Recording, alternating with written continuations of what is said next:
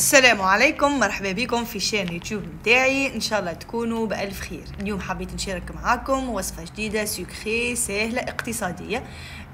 بيضتين اكا هاو نجمو نعملوا وصفة ياسر مزيانة وسهلة التحضير، يعني ماهيش صعيبة. شوفوا ما شاء الله الكيك قداش هشوشة وخفيفة، وكان عمرك ما جربت كيك نأكد لك المرة هذه نجم تعمل كيك وتجيك ناجحة. يلا نعمل وصفة مع بعضنا.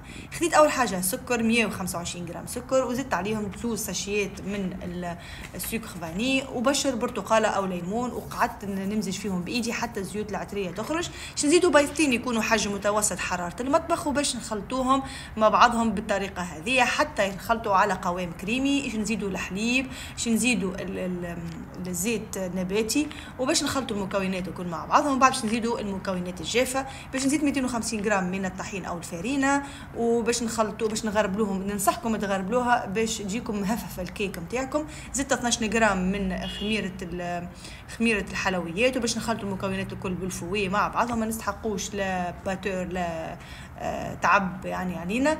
اونتر اوتر راني سخنت يعني في نفس قبل ما نبدا نعمل الكيك نتاعنا راني سخنت الفرن نتاعي، خليت الفرن سخون.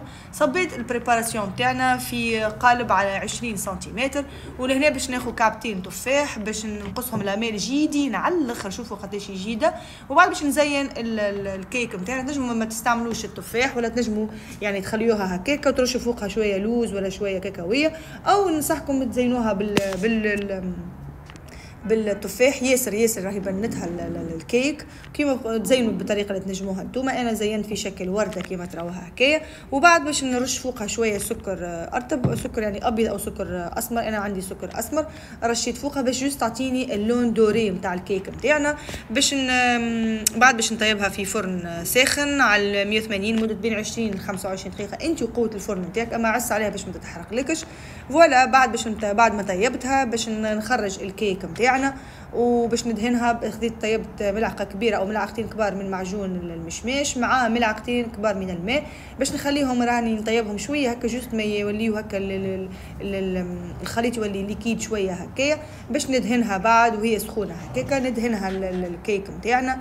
اي فوالا حضرت لنا ابن كيك. جربوها واعطيني رايكم.